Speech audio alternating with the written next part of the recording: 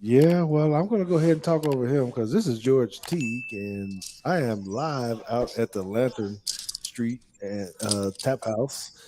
It's uh, it's happening like it always is. We got some Cowboy haters in here that I got to deal with because Cowboys got rolled. Um, but it doesn't matter because I need y'all to stay focused, and I need to make sure that you guys do find our YouTube page.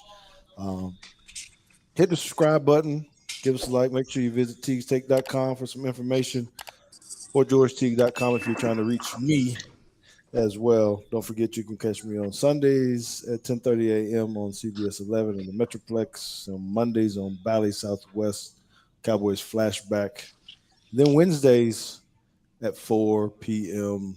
on WNSP in Mobile, Alabama. All right. You everywhere. You everywhere. I see. Well, I ain't everywhere like this guy, and I don't know if y'all can hear him or not, but it's a good buddy of mine. But before I bring him in, I want to go ahead and bring in the co-host first, JT, because he's working on some things, doing some stuff. He is the analytical one. How you doing? And he keeps us all straight. He makes us look good. He's busy. He's a coder, a software engineer. He's a high school football coach, defensive coordinator. He's a dad, a husband. Well, he's everything because he cab driver and everything because he's driving everybody around, all this kind of stuff, right? So, but he's a producer of this show too. So we appreciate you, JT, for this because we got a good one lined up today, man. So we're gonna speak with our guests. We're gonna show one or two plays, one offensive play, one defensive play. So you guys make sure you hang on to be around there because I know that's kind of a little favorite. But JT, let's go ahead and bring our guest in, right? This guy, I don't know how we get confused. Sometimes people confuse us. If you're looking at us It's on probably because YouTube, you both ugly. you can you can tell we don't look like. JT at the age of 51, they still say I look like I'm like 40 years old. So don't be hating on me and Glue because we still hold it together, baby. Don't do that. Don't do that. So those y'all listen to on the podcast, let me tell who this is. This gentleman is from. He went to Hazelwood High School in Town Creek, Alabama. I don't know. I guess it can't be that many people there if it's called. It got the name Town in it. Town Creek. Those are always little. At least they picked two real words instead of Utah. Yeah, that's true. That's true. That Utah was bad. He attended University of Alabama, came there in 1990, 1 year after I did. I think he left in 94 because he got drafted in 94. He was the ninth overall pick. That's the time we're supposed to have that button that goes cha-ching.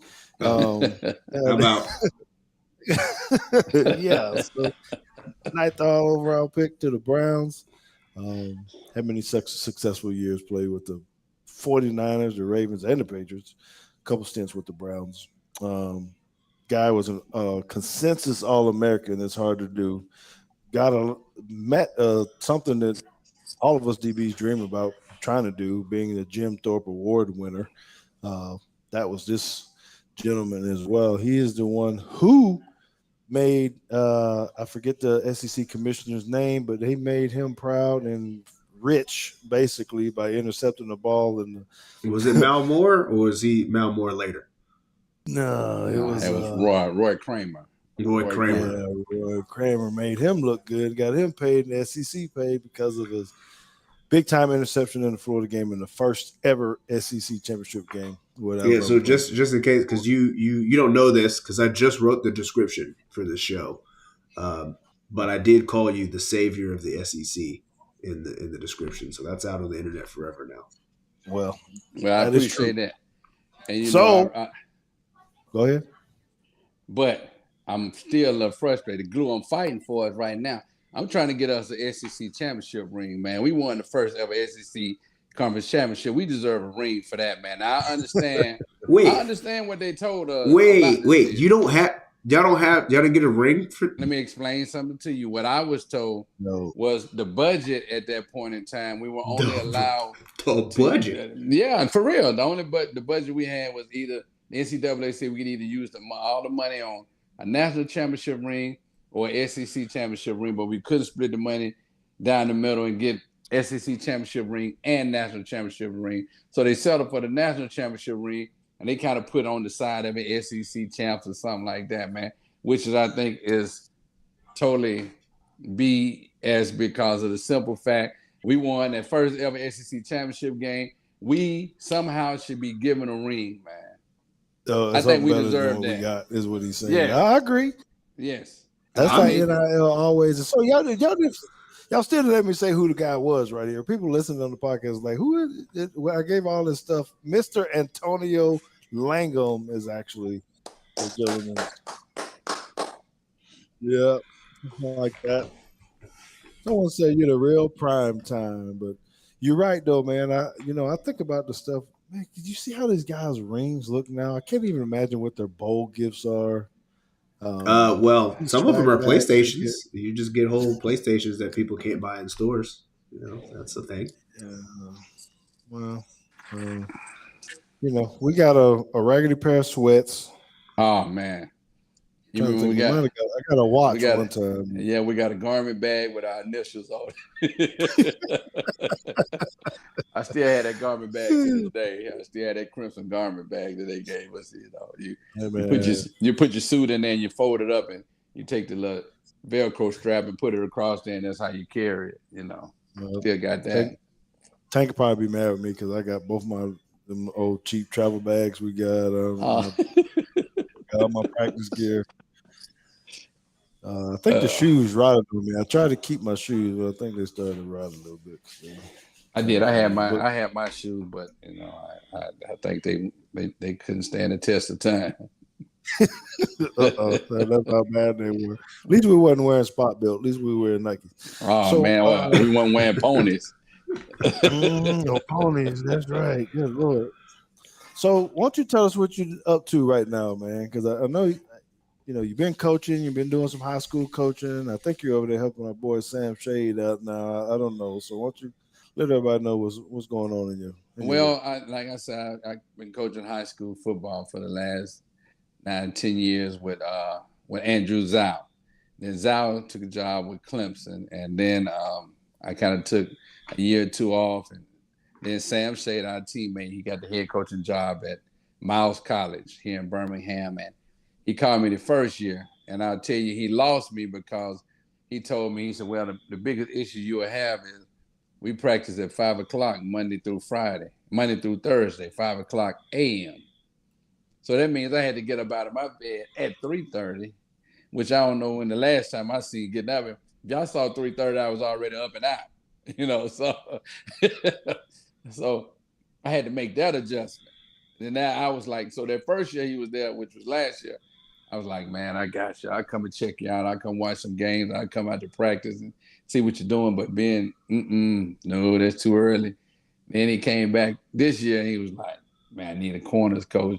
My corners coach, he probably gonna get a job somewhere else. So, man, I prayed on and contemplated because 5 a.m. is 3:30, 3:15 in the morning is an early wake up call for me. So I said, man, I went to. It worked out, and I went on and accepted the job in the middle of July. So here I am, man, coaching the corners at Miles College. I bet he make about as much as we do, JT, on his podcast. He just out there doing it for fun. Baby, yeah, he just out there doing it for fun, man. Hey, I was just about to tell you, baby. Look at here. I told him he got to know I love him. He has to know I love him, man, because golly. Well, I just have to remind everybody why you're able to do that, right? Didn't I tell everybody he was a nice big man?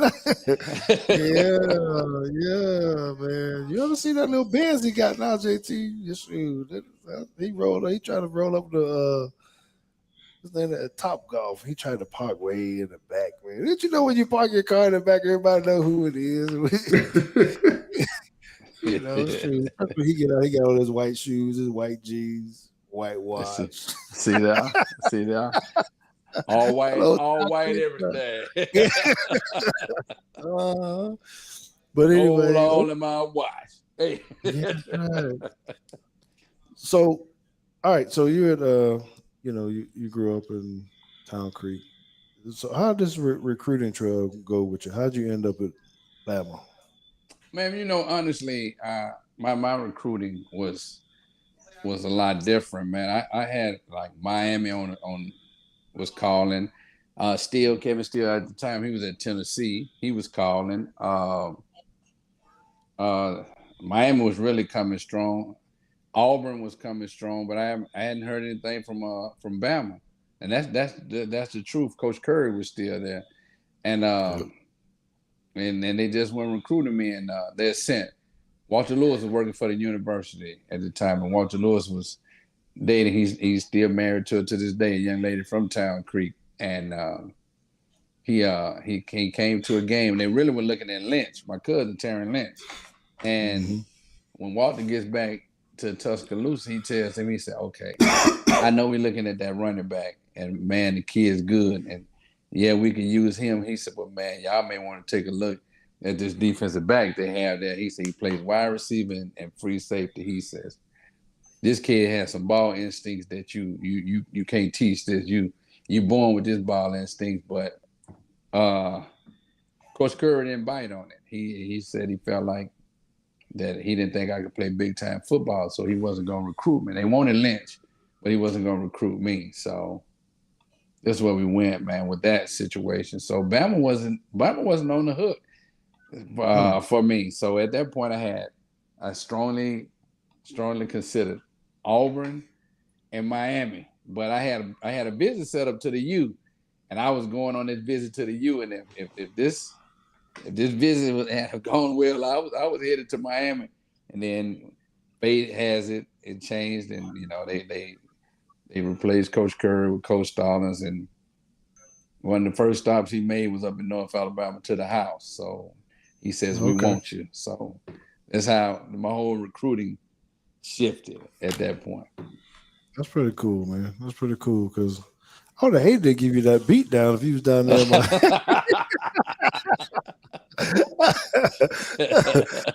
But I don't know, man. I don't know if you could have went down there from leave out Town Creek, head down to Miami, man. You might have got ruined down there. Yeah. I'd probably been bad off around there. Old country boy from a hometown of 1,100 people down in Miami, the sun and the beach and all that, man.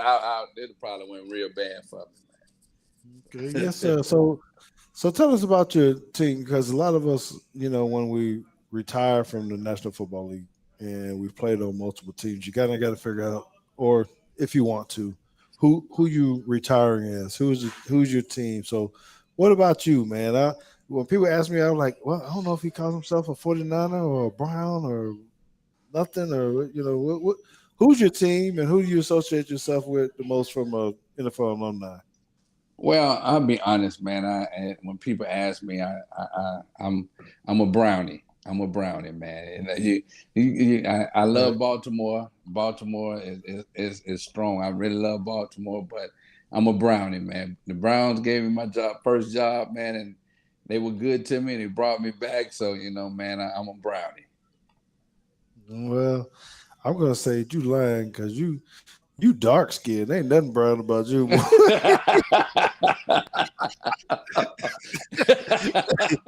Dark chocolate on there. Hey man, listen. Y'all should have seen me when we first started our first couple of weeks of training camp. Man, that sun was so hot out there on that turf field, man. I went to 3 shades of black. I finally go home. I get a day or 2 off. I go to Huntsville to see my mom and all that.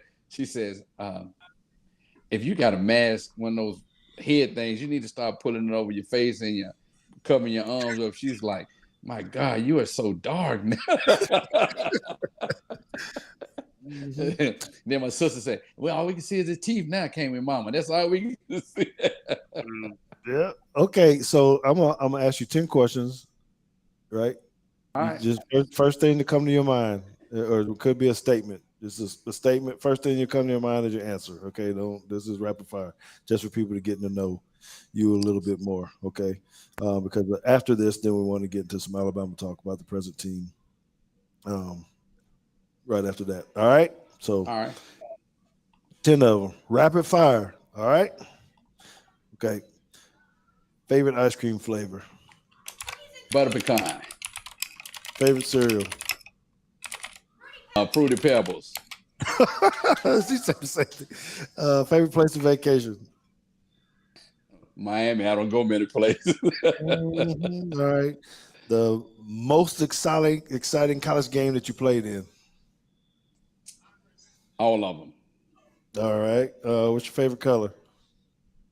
Blue, like a navy blue. All right. Favorite restaurant? That's a good question, man. Right now, it's the fish market. Okay. That's a expensive fish. Uh, your favorite liquor? Vodka. I was about to say, go online and say you don't drink. I'm not gonna tell that lie. Vodka. Favorite type of potato chip? Um, no. What's my barbecue corn chips? That's what they are. Barbecue corn chips. There they go. Okay. Frito Lay's barbecue corn chips. There you go. I got a bag in the kitchen. Your favorite type of steak?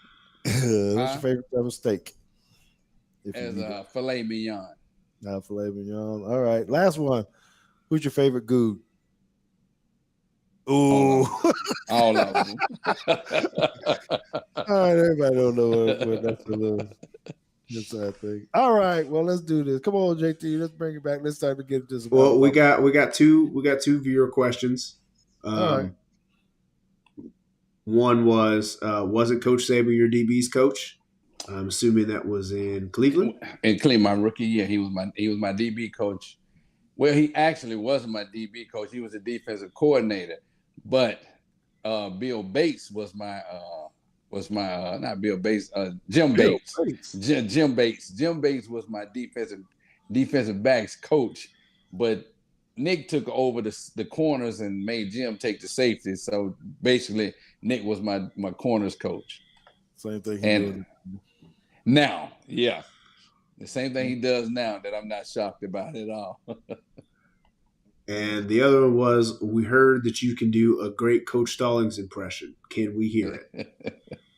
I think everybody that played for him can do a good Coach Stallings impression. I know one of my favorite ones is, he says, we had practice one day, and you know, your father, when you do something to a defensive guy, he becomes the bully of the bunch. I just want everybody in this world to know that George T could be a bully when he wanted to be. And something happened at practice, and he was out for retaliation, and he hit Martin Houston, and I'm talking about he rocked him. I think he knocked Martin Houston out at practice that day. Then you came back and hit Busky and had Busky doing a headstand. You did two of them that day, and I never forget it. Coach Stallings said, "Hey man, he's your teammate, man. You can't be hitting your teammate like that." And without hesitation, Glue turns and looks at him and says, "Well, you're not saying nothing to the running backs when they run us over." Yeah. Yes. Hey, so he looks at him. He looks at him with that look, like he really want to say something. Then he walks off, and then a few minutes later, he walks over that bio. He's wait, 31 had a valid point. Yes, sir. Yes, sir. Well, and with that, you've dealt with some pretty high profile coaches, right? You've been coached by the guy who's running at the ship at Alabama. So what kind of does he allow you to talk to the team? What kind of relationship you got with Coach Saban? Coach and I have a very, very good relationship. Coach Saban, I got a lot of stories on him when he was at Cleveland. So, we laugh about a lot of stuff every time we see each other. The first thing we say to each other, "What's up, dog?" "What's up, dog?" Go way back to the early '90s. So yeah, like, "What's up, dog?" But we have a really great relationship. Coach Jones, TJ, he always messes with me. He said, every time you show up to practice, Coach Saban starts practice to come over there and shake your hand. That's how you got it with the head, man. I said, man, go on somewhere, man. But we have a very good relationship. We laugh and joke a lot, and I poke fun at him. He does the same thing with me. So we have a good relationship. Okay. Do you watch a lot of the Alabama football? I mean, where we can ask you a question or two about you. Really, I want to ask you about the DBs. If you talking, huh? I haven't this year. Had a lot. In the past, I do watch the games. I just haven't this year. We playing every Saturday, so Mm-hmm. when by the time Bama's kicked off, we kicking off too. But I've seen some replays of the games. I got some buddies. I go over their house and they record all the games. So I may get a little free time on Sunday, man. I go over there and be hanging out with them cats, and they'll put they'll replay it, and I watch some of it. So I get a little glimpse of it. Well, and you may not have enough information on this, but this is a hot take JT had. I'm not going to give his answer, but he brought up something to me offline one day, so I wanted to see what you would say if you were talking to Coach Saban and he, you're talking to him and you're telling who the best corner is right now at the University of Alabama. Who would you say it is? This Don't is say not how no, this came JT. about. I just let him answer the question. I would answer the question honestly and say that I don't think we have a quote unquote standout corner there right now. I would honestly say that we are in a position. I think we got some guys at corners that are out of position. I think Kool-Aid is better. I watched Kool-Aid in high school when Sam was coaching him, and the boy is amazing on the offensive side of the ball. Are we getting better? Yeah, but if you're gonna ask me who's the standout, I'll say I don't think we have a standout corner right now. Mm-mm. Interesting. Okay, I wouldn't have guessed that. So JT, you want to go ahead and give your take out? I'm Yes, looking at the information because too on Justin agrees with me that it's Terry and Arnold. Okay, but I, this is your chance So to say why. so you're telling me that between last season and to this point right now, he's improved that much. He says he's better than McKinstry. yeah, I'm not saying that he's a standout corner. I'm just saying if you line up all of our corners from top to bottom, and I got to draft them, and those are the only guys on the board, I would take Terry and Arnold first, right now. Hey, everybody's entitled to their opinion, but I'm still going to say this: Kool-Aid is a better offensive guy than he is defensive guy. I've seen him play in high school, and I'm telling you, if we put him on offense and let him play wide receiver, Kool-Aid with the ball in his hand, come We on, need man, I'm someone telling to you, take it off the top. We don't have anybody that got any separation right now. Kool-Aid You can know, do it. I'm telling you. I know Jermaine Burton had 197 yards or whatever it was, but I don't know. I guess that we'll get into this a little bit, right? So, are you guys surprised that we're sitting where we are right now?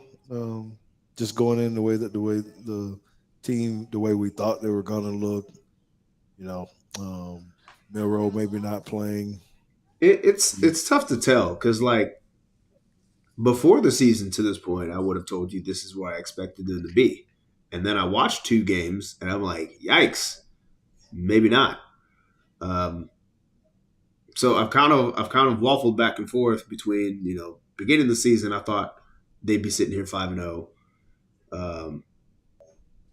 but after watching them play USF, I was a little nervous about or I shouldn't say 5-0. They lost to Texas.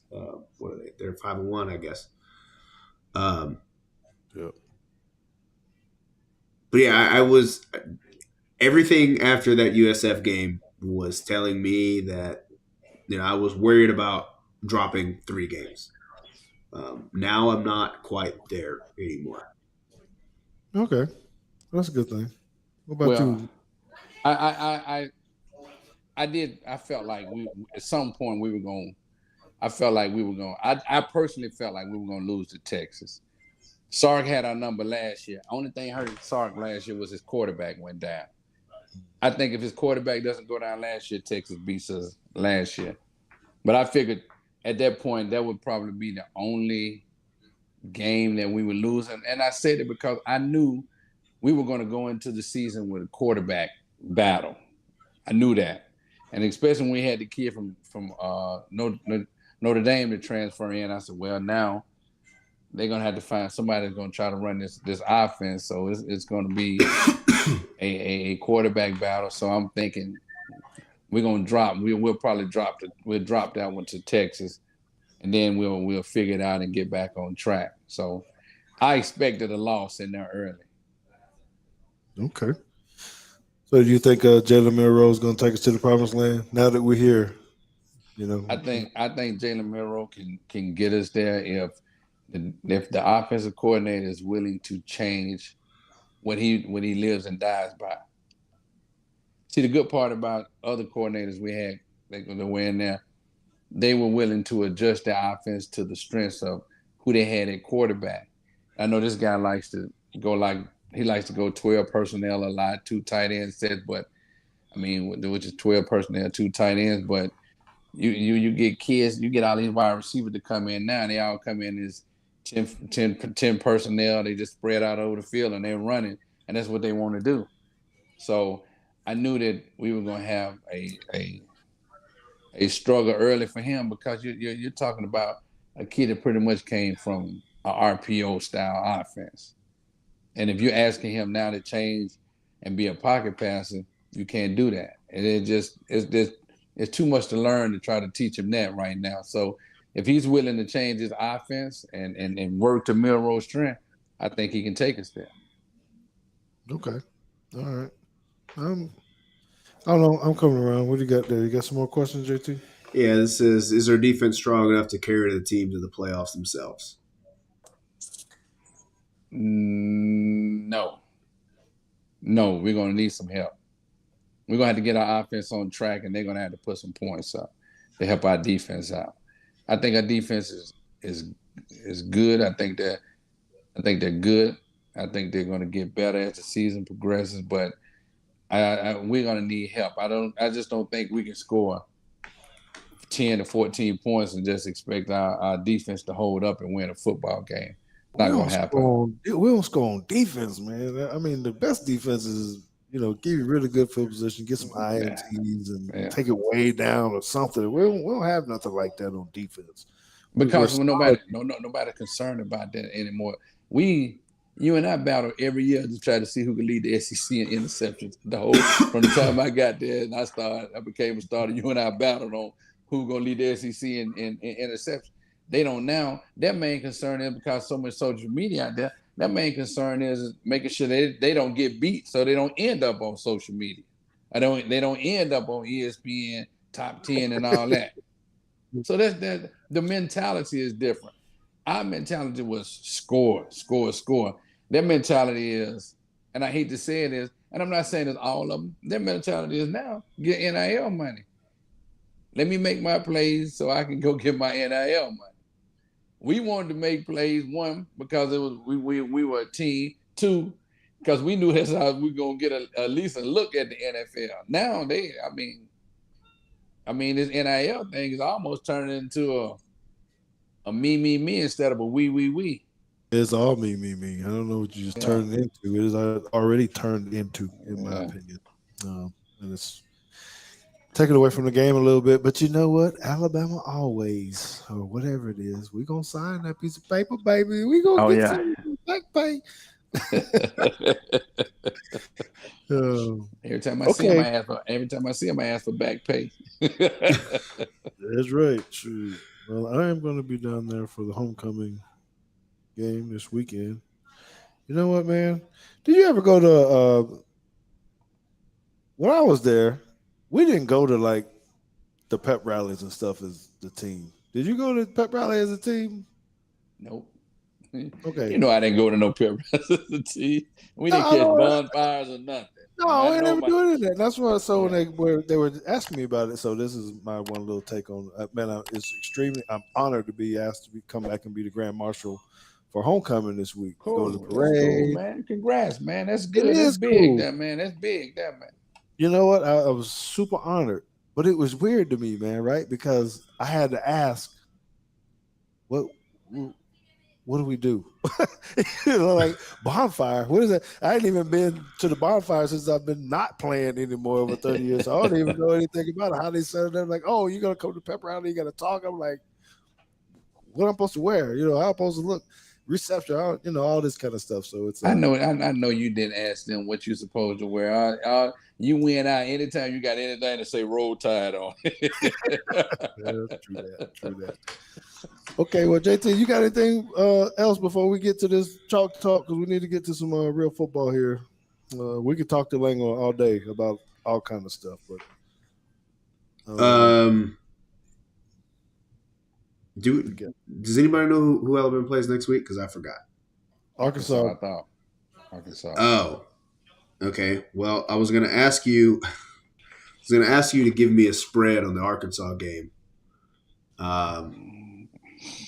Yeah. I'm going to look it up real quick because it's got to be 18. I don't know what it is, but I guess we got to be like 18. Yeah, I'm going to look it up because we have a Teague's Take model now that gives us what the model thinks that the spread is, but I want to see what ESPN. Because they can do you can find the model. Not yet, because I haven't posted it. I have not posted it yet, but I will. I won't tell you a lie then. John Davis says it's 19. Oh, okay. John Davis says it's 19, and just a quick check. I've got about 16, so we're close, double digits. Regardless, there's nobody left on the schedule that the model says that Alabama should lose to at this point. The only team on their schedule that they would be not favored against is still Texas. So the model really likes the rest of Alabama's schedule. Okay, I'm liking that. I was scared. I'm always scared about Alabama, but all right. Well, before JT sends us off, you guys make sure you hang in because we got a couple plays that we need to talk to. So JT can give the instructions on what's supposed to happen and not supposed to happen. Yeah, well, listeners of the show, you guys will know this is the part where we start to get into the film. So check us out on YouTube if you haven't already. If you're listening to the recorded podcast, we're about to get into two plays where we're going to hopefully even draw on the screen this time, right? Mm-hmm. And check out some film on live on YouTube. So this is the end of the recorded podcast, and we'll see you in just a second.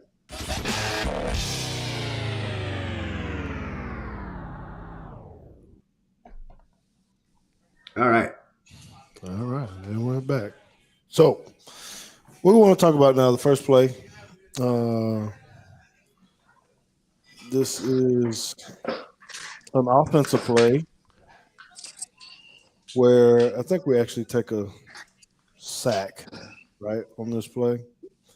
And so what I want to task these guys with is to be able to talk me through a couple things first. And maybe, Langham, you can kind of talk to me about, when in-game preparation, a lot of times they think we're only looking at defensive backs are only thinking about wide receivers. What kind of talk do you have about trying to play games with the quarterback as a defensive back? Well, we try to disguise a little bit. I mean, if you're a too high safety look, meaning if you got two safeties like cover two look or something, you're too high safety look. You're trying to get in there look in disguise and playing cover three. The whole thing is to try and disguise your coverages and confuse the quarterback. That's what you're trying to do. I mean, if you're one high safety look, you want to show too high and move into it. If you it's just all about this, guys. It's about playing games. That's all it is. It's just playing games. You're trying to confuse them. They're trying to understand what you're lining up in and see if you're blitzing, if you're in a 3-deep look or a too high safety look. So it's all about disguising it, playing games. All right, and then before we go into this clip, JT, I want to do a threat. Can you give us a couple things of how hard does that make it on when you're trying to defend a dual threat quarterback, and what that means when they start to scramble? Well, yeah, so I mean, some of the problems that you have with a dual threat quarterback is because when you're facing an average team, I shouldn't say average, a normal team that the quarterback's not really trying to run the ball. That's just one less guy that can block, essentially, right? Because we always talk about we got 4 down linemen and 2 linebackers. They only got 5 offensive linemen and a ball carrier. So I've got one unblocked guy, and you have a guy carrying the ball. And hopefully, I have somebody win a one-on-one matchup. If not, I've got we're one-on-one with the ball carrier, right? But now, if you have a running quarterback, you can take that running back and turn him into a blocker. And if you got 2 backs or a tight end or something like that, you've turned my 6-man box that I was feeling good with +1 with to a -1 disadvantage because you brought in 2 extra guys to block without actually changing the personnel on the field, just for the simple fact that the quarterback is actually going to keep the ball. So it definitely makes things more difficult because you have to scheme these things around to try to figure out how do I keep the numbers advantage on the field or in the box because this guy can take off and run at any time. Langham, I see you itching. What you got? Oh no, I was just listening, man. I actually thought it was my fault. I thought the question was getting ready to be directed toward me, but JT did a great job on it, so I don't need to follow him up. Okay. Yeah. So we want to get into this. This is a design pass play. We're not even necessarily worried about the route and all that, right? I want you just to see the pass protection. So what I'm asking you guys to look at and what Jalen Milroe does or what he decides not to do is the discussion that we want to have on this play. So just let it run first, please, JT, so everybody can see it. It's a straight drop back pass. There's no ball fakes or anything. He starts to move to the right.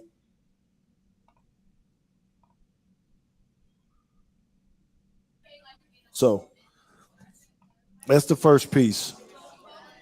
Run it one more time, right? Nobody really in his face. Starts to move. So here's my question that I want to get to you guys and this is a good spot for JT. So one of the criticisms we've had with Jalen consistently is that he doesn't throw the ball away. So my first question is, do y'all think he should have threw the ball away on this one? What reason would he have not to throw the ball away after he starts scrambling? Somebody I still don't know. I mean, he misses an open receiver because I think he tried to get out too quickly. But at about this point right here, just find the nearest coach on the sideline and hit him in the chest with it. All right. What do you say, Coach, Mr. College Coach? What are you talking to your players about when stuff like this happens? Well, the reason why he doesn't throw the ball away is because it's called muscle memory. It's called muscle memory. He has been trained from little league all the way through high school. He's more of an RPO quarterback or zone read quarterback. So his mindset has never been to throw the ball. Muscle memory says to him that as soon as I feel pressure, you just try to get to the outside and I run everybody to the corner and you just try to get all you can get. So muscle memory is not telling him to get rid of the ball because he's never had to play in an offense where he had to get rid of a football. So he's still trying to learn how to be a pocket passer, but muscle memory takes over and says, okay, pressure, take off and run with it. Don't step up in the pocket. And that's what's going on. Okay, so can we go to the back end just to kind of piggyback off of what you guys just said here? So just let it run a little bit. All right, right here. So what we want you guys to see the protection and right before he starts to take off. So let it run a little bit. Let it run a little bit. Okay, stop. This is when he's actually getting ready to take off. So is it unrealistic to say that, and I know it might be a frame or two off that he might could have, threw it to him where JT just circled the thing. Yeah, he could have hit the check. I saw that Or when you sent it to me the first time. He could have hit the check down right there and just let him get all he could and line it back up. okay, and so this is what you're saying though, and this is what I want to dive into the mindset of why not step up? Is that too much maroon in his face? And JT might can take it back a little bit, you know, as opposed to out. Because I would think that a lot of guys, I'm going to say, I'm going to say high level just because I don't have a better word for them, that would stepped up and just hit McClellan right there, right in front of him, let him get this 5, 6, 7, 8 yards and get first down probably. Yeah, I think I don't know. I'm trying to figure out maybe what his progression is because his progression is clearly to the trip side first. Um, so he's definitely looking on this side of the field over here first. Um, but then if you don't see anybody, I know you're supposed to come back. Who was your offensive coordinator at Shelton first? Freddie Jones used to always say, take the fat chicks, throw the ball to the fat chicks, which is who we got circled on the screen right here. Because it's not a sexy throw, but dude's open. So you have to know where your outlet is, and I hear this from our offensive coaches all the time, even at our level. Before you start trying to get out, you have to know where your check down is. And I think he just moves off of it too quickly. I can kind of see here where he thinks at this frame that he needs to get out of the pocket. There's nobody outside, right? He sees green grass over here. Probably can't see this dude right there. So he's thinking that he's probably just going to escape and run. And as we see, this guy ends up actually chasing him down because he's kind of on a spy, right? So if I run the clip forward a little bit more. Yeah, he's coming to get him right now. Yeah, he shows up pretty quickly. And at this point, there's nobody open. There's nobody open, and he can't see Jace McClellan anymore. That's right. I think he left too quickly. Yep, and don't move the tape right here because this is funny to me too. So I'm just the Lego. You can jump in anytime you want. This is a part that I really saw. So if you see our white jersey standing right next to the official, our quarterback is run to the right and he's still hauling ass to the left. And I'm just wondering why he wouldn't have stopped. The wide receiver? Yeah. Well, it's a lot of times with young receivers that they have at Bama. I think offensive scramble rules, guys are taught to come back to the quarterback when he starts to scramble, correct? Right. Yeah, you have two rules. Yeah. If you have a deep route, you're always supposed to come back to the side of the quarterback. If you're deep route, you need to cut it off and go short. So if you're Jermaine Burton up here and you got a fade, it needs to come into the deepest comeback ever towards the sideline. Right. And if you're short, you need to come back to the quarterback and you need to start climbing. Yes, but this receiver moving to the left probably thinks that and most of the time when you get that scramble, you got the defense is shifting or coming toward the direction in which the quarterback is scrambling. So I'm assuming the receiver thinks because the defense is coming that way because he's scrambling, that if he breaks loose to the backside, that Milroe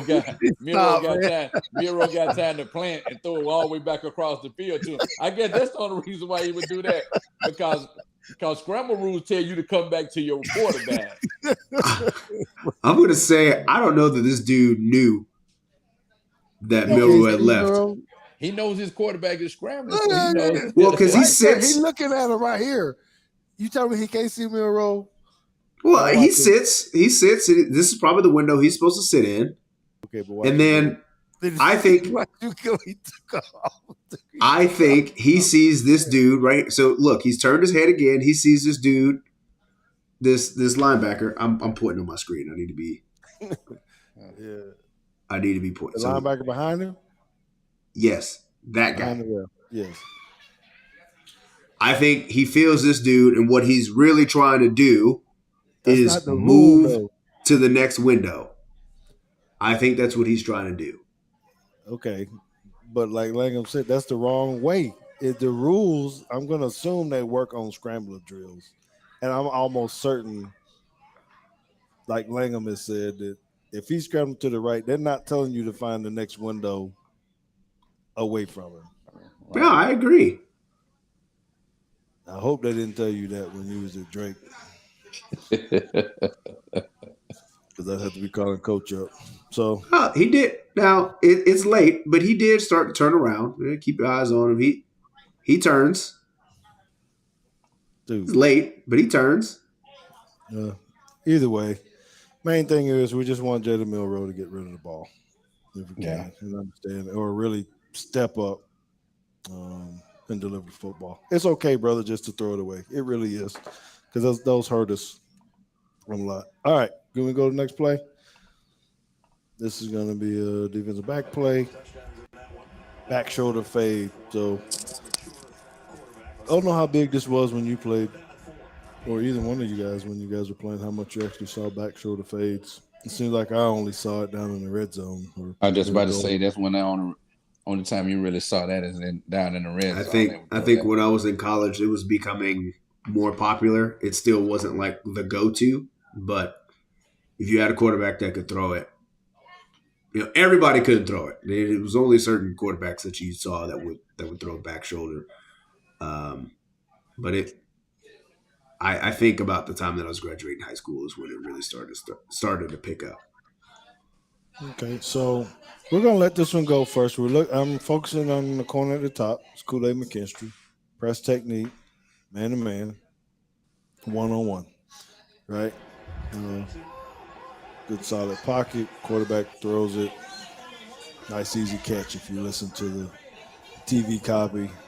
Perfect throw. I kind of sent this to some people and kind of said it was like, hey, you just can't stop it. You can't do it. So what I want to do is I want to talk to you guys really about the technique and how can he actually put himself in a better position to be able to play this ball. So your corners coach, ain't that what you said?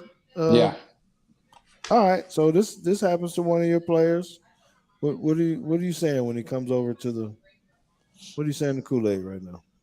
After he But comes first of all, Kool-Aid never really had a chance on this play because one, he was beat at the line of scrimmage. So Oh man, you just stole my thought. I was hoping y'all was gonna miss it. I was like, yeah, oh, he was already beat at the line of scrimmage, so he had all no right, run it chance back. Run it on back this. to the beginning so he can talk to us about what he means and why he's beat at the line of scrimmage. See, the problem is now all these corners now. George, when you and I played, Coach Alvin wanted us to get our hands on it. We would talk, get your hands on the receiver at the line of scrimmage and disrupt him. Now they don't do that. They want to play this motor technique because what? Everybody thinks that they can run with every corner thinks he can run with every receiver. So all they do is motor out. But if you're motoring out and you're not getting any hands on them, they just free releasing. So he motors out, he free releases, and he doesn't kick slide. He doesn't kick slide. So now he probably flips his hip more straight down the line than that cutoff. So now he's scrambling. He's scrambling just to try to get back in position. Now right here, it looks like he's beat on the release. So now he's trying to scramble to get back in phase. Trying to cut him off. Uh-oh. To cut him off. But let me say this now. I feel like about the only way that you can truly play that back shoulder fade is you have to be close. You had to be tight to the receiver and close into him. Now, I tell my corners if they start throwing back shoulder fades on, I tell them you got to get close enough to them. And if they smart and they can do it without actually using their hands, I tell them at the last second if you're close enough to him and you don't have separation on that back shoulder fade, then when he goes up to turn to make that back shoulder catch, take your forearm and put it up into him. That keeps him from being able to turn his body out of the way around to make that catch. Okay. I see what you're saying. So you're saying about right here, if he was a little bit closer, Put that forearm up when he gets ready to turn for that, and so he can't turn his left shoulder around. Yeah, there you go. Mm-hmm. Well, JT, you got anything to add? Yeah, well, my thoughts were mainly at this point right here of I just think he's too far away. Yeah. Like you said, the separation is too much here.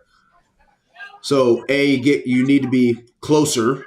Hip to hip is what I try to tell our DBs all the time, because I know they're never actually going to get hip to hip. But if they try, they'll actually be in the position that they're supposed to be in.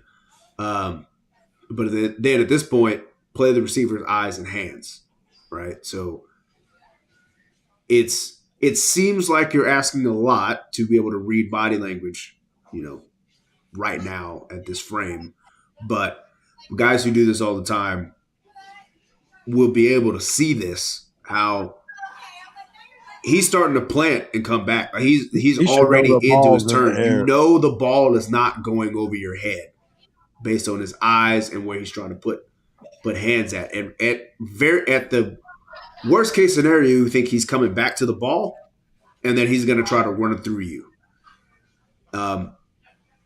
But in this case, since you know the ball's not going over your head, you've got to play through the near shoulder or the downfield shoulder instead of the upfield shoulder, so that here, I think he reacted late. I think that by the time I don't even know what the receiver's name is here, but when he had turned his head to look for the ball and his arms are coming up, we didn't react until we saw the ball, and at that point, it's already too late.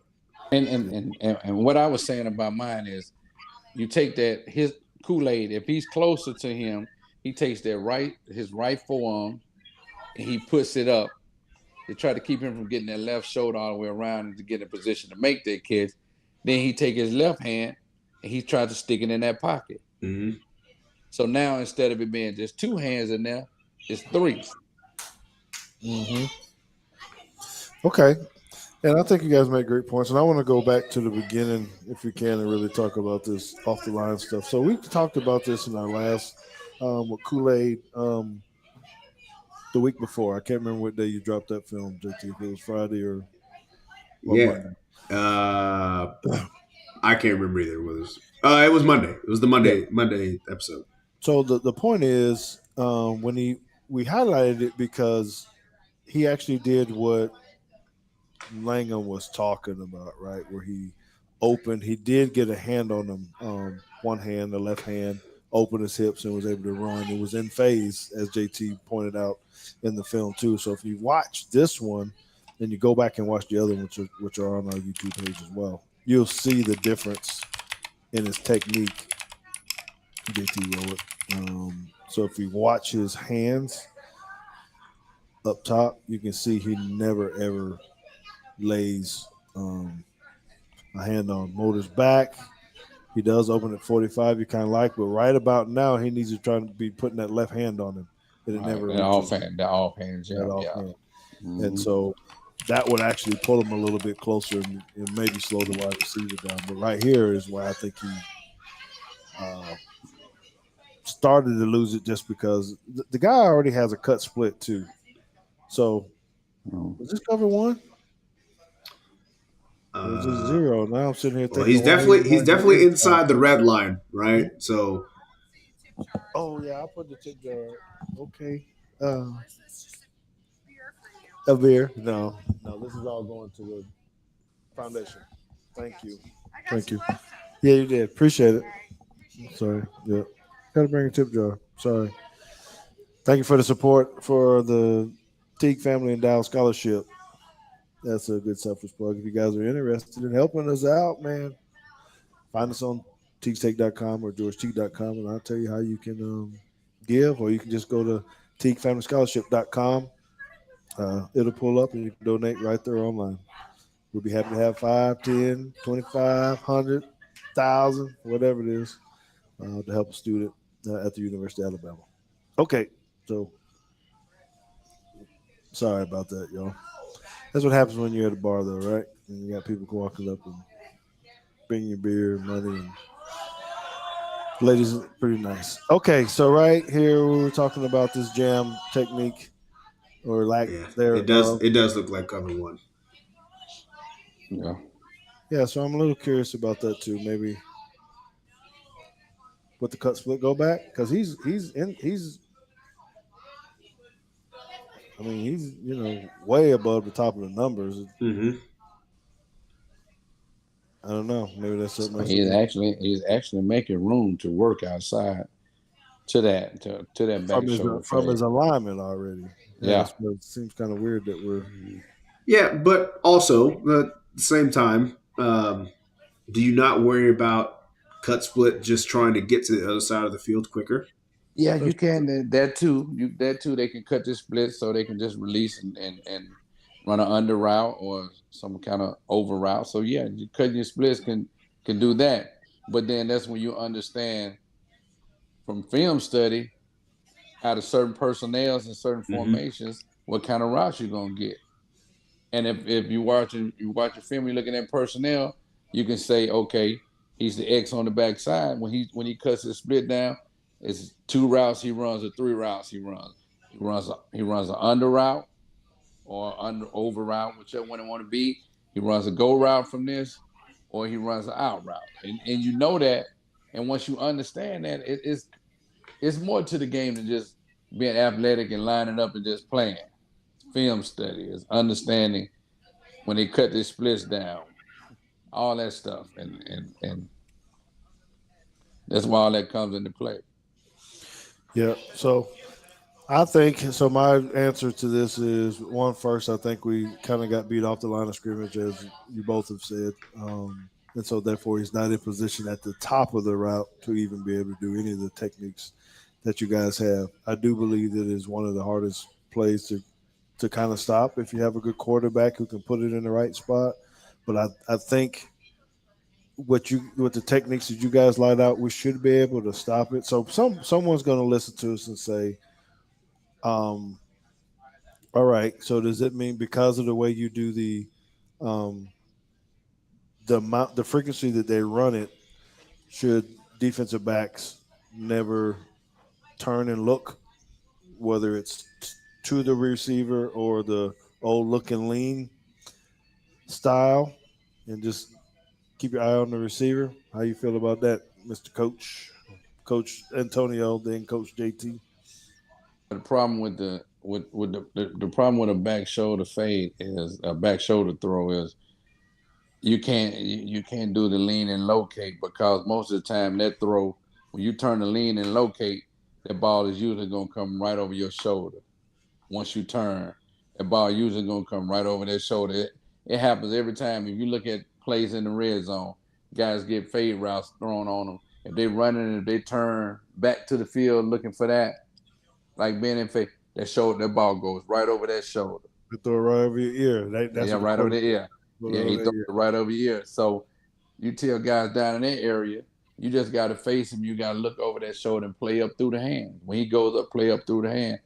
But in this case, you in a back shoulder throw, you got to face him and just try to slide, keep that relationship because that We ball should have that brought the ball clip because there's yeah. one guy on the team that does that very, very well. No, here we go. He just But happens to wear number 3. yeah. So which way are you telling them to turn though? Now, I mean the standard way as a coach, because Yeah, I would what are say your camp rules? the standard way used to be, lean and low, he said, look and lean. uh, Now has that switched because you need to stay facing the wide you need to receiver? stay facing because the looking locate and leaning locate now with so much back shoulder fade being thrown, the back shoulder throws being made out there, you can't just all of a sudden turn because this route, yeah, they're going vertical, but they're not. It's How not you a get your deep, picks deep right, though? How you huh? get your picks though? Yeah, Is just that the wait on the problem? just, You just can't play hear. just play your technique and wait on it to happen and make it happen when it comes. That's not the answer I was expecting from Antonio. The answer I was expecting to get was just sit on the route because he's been doing it all game, and you just get one. I don't care what coach says. I'm gonna just sit on the route. Well, back then it was easy because all we got was 21 personnel, 11, and we was Right. good. And we were good, or 12 personnel. But now they get 20 personnel, 10 personnel, 12 personnel. They might get 13 personnel. So it's just so much out there. It just it's I feel for him. Glad I played when I played. Yeah. Okay, well, I think that's all I got on those plays. I think you guys did a tremendous job helping us get a little bit better today. It's always our mission to try to educate a little bit. It's not always your critique, even though we do that sometimes, but it's also to educate you on what's happening. We'll have more educational sessions that you guys will be able to listen to. Okay, you'll have a drop an episode on Fridays and on Mondays. We want to say thank you to Antonio Langham because he is the man with the plan. I hope to see him this weekend. Come share some barbecue with me, brother. But in the meantime, we're going to see y'all next Wednesday. Same time, same place. Talk Alabama football. Thank you again, Langham. Hey man, thank y'all, man. Love y'all guys, man. Yes, sir. All right. We out of here, man. Y'all have a good night.